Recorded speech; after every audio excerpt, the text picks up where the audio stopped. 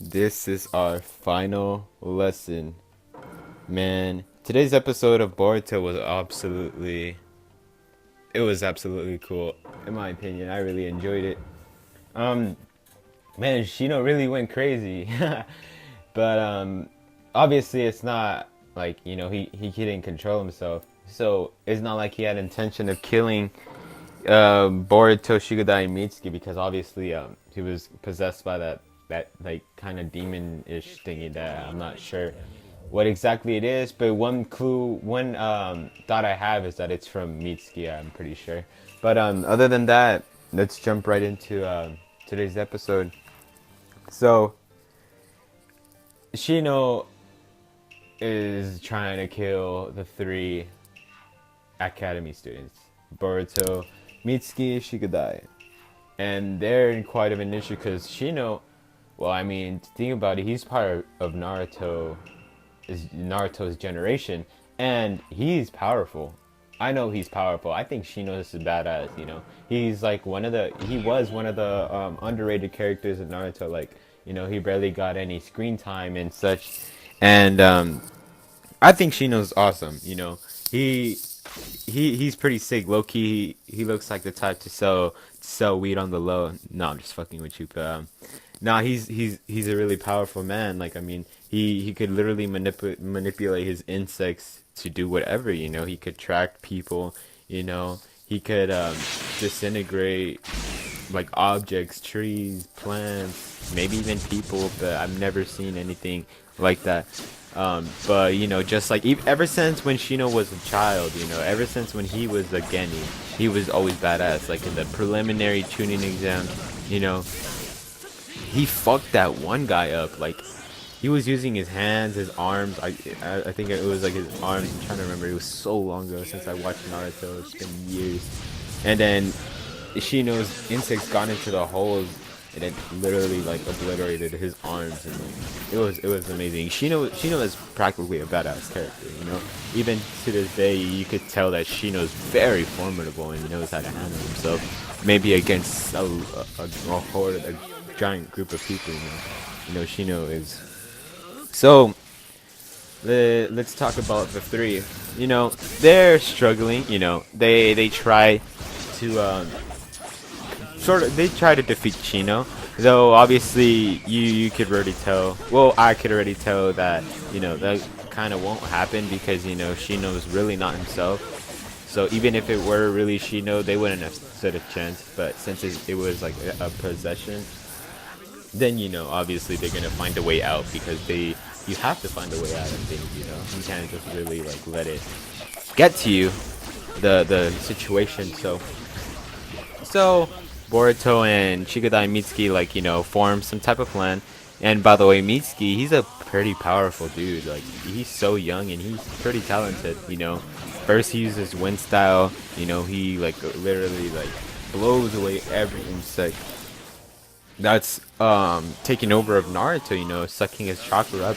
And, I thought that was really cool. You really get to see more of Mitsuki because in Boruto the movie you barely see like anything about him. So I thought that was awesome. We get to see more of Mitsuki's power, which is amazing. So then Shikodai, this part I really enjoyed it because it reminds me of Shikamaru. Shikamaru, he's a very intelligent man. Like he was a very intelligent shinobi. Like, he still is to this day, obviously, because he raised Shikodai to be an intelligent shinobi as him. They create a plan, a really really good plan. It really managed to practically defeat Shino, and it was an amazing plan. Like, I was just like, dang. I thought at first, the plan wasn't gonna work out because of the way it played off. So then, yeah, they form this. Shigodai makes a plan, and they plan it out so well.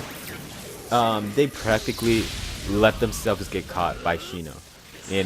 Naruto's like being a decoy, using shadow clone jutsu, and then Shikamaru is just trying to get him with the shadows, and then they get captured and they get like choked by Shino's bugs on the trees, and Mitsuki's just chilling in the water watching them like practically die. practically getting choked to death. So then, at first, right there, I really thought Mitsuki wasn't gonna do shit, and that the plan had failed. It really that was my perspective on how it was going on. But then Shigetai was like, "No, do it," and I was like, "Oh, okay." I thought it was a mission fail. So then Mitsuki just gets his like fucking arms just pop out of the water and fucking grab Shino, and I was like, "Dang, man." So then, at first, Shikamaru, oh my god, Shigadai did like figured out that Shino's bugs, they're not effective with water, and I thought that was an interesting point because a lot of people wouldn't figure that out so easily. Like Boruto, I don't think he would have figured that out so easily because Shigadai is a really smart person. Like I said, he got that from his father, and then and yeah, so then when they're underwater, when Shino and Mitsuki are underwater, Shino unleashes these bugs that are resistant to water. And I was like, damn, man, Shino really is something, man. Like, he really had a backup, And then Mitsuki, this kind of blew me away. Mitsuki literally obliterates him with the lightning style jutsu. Snake something. I don't even know. I don't remember. But that shit was pretty sick. Like, literally, it kind of, like, took the demon out of Shino. And I was like, damn. I was kind of shook, I was kind of shook. And I thought that was cool, And then Shino was like practically drowning, and then, Mitsuki like throws him out of the water. Then Mitsuki tries to swim up, but then drowns, which I thought was like, dang, really? Like, fuck. And then Boruto, obviously, he's a very kind-hearted soul, comes and jumps down to get him, swims up, but unfortunately can't carry him up. Can't carry him up all the way. Sinks.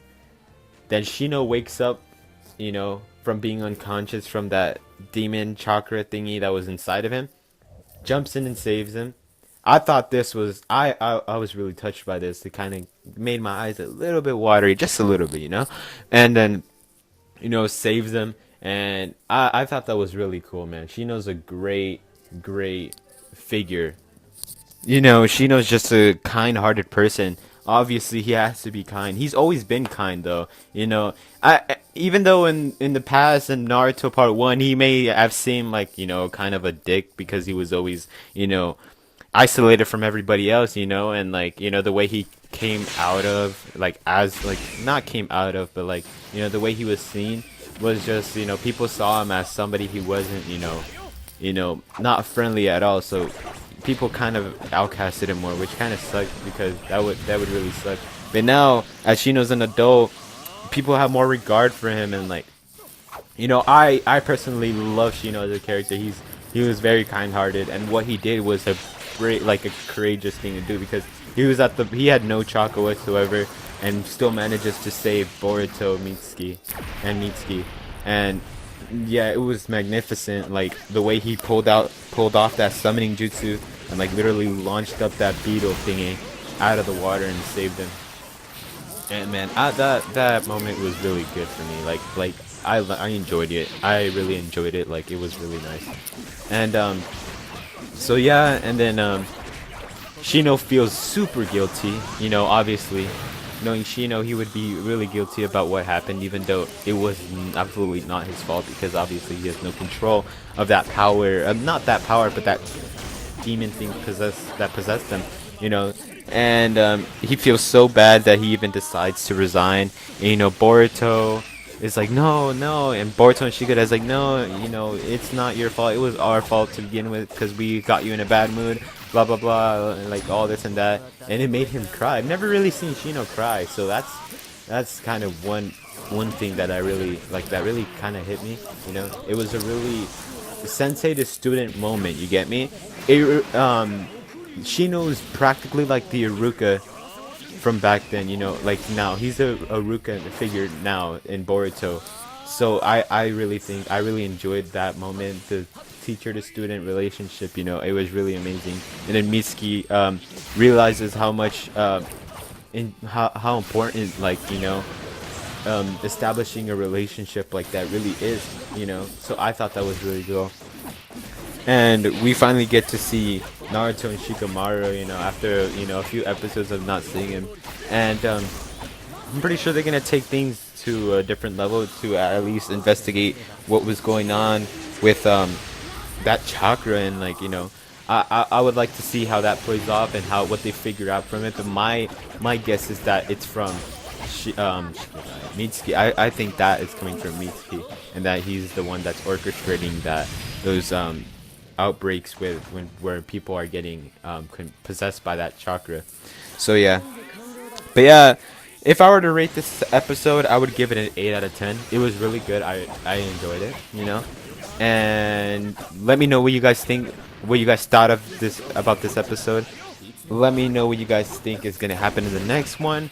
And well, yeah, that's pretty much it for today's episode. And so yeah, if you really like what I do, make sure you like, comment, and subscribe.